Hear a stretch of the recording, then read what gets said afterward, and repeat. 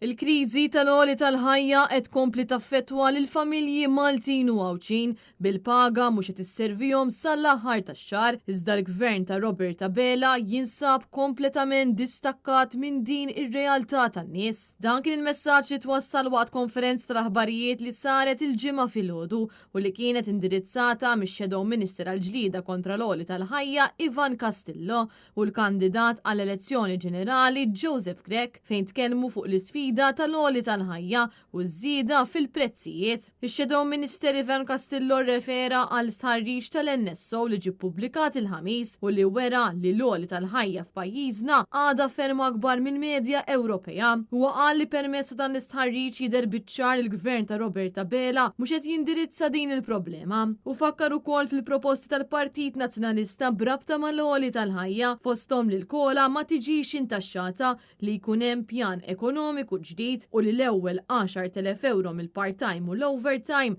ma jiġux intaxxati. Fil-waqt li l-Partit Nazzjonalista illum il-ġurnata qiegħed jindirizza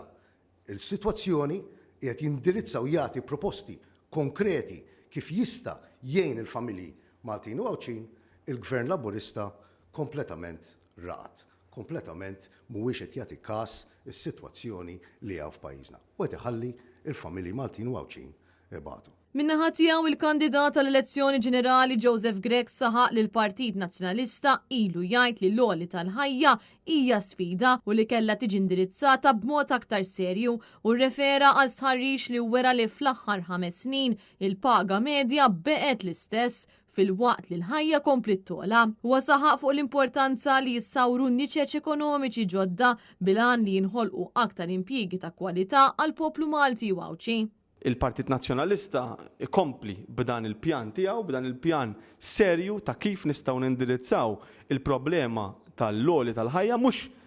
programmi li jindirizzaw mill-lum għal-għada u nitfgħu il-flus biex nissussidjaw l-affarijiet u naħsbu li solvejna l-problema ma xi ħaġa li hija aktar fit-tul, xi ħaġa iktar maħsuba u li ċertament fit-tul u fi żmien naraw il-ġid ta' dak li nistgħu noħolqu. Intant matul il-konferenza l-kelliema sostnew li l-pjaga tal-għoli tal-ħajja se tibqa' priorità għal Partit Nazzjonalista u se jkompli jimbotta l-proposti tiegħu għal ġid tal-poplu Malti u Għawċi kollu.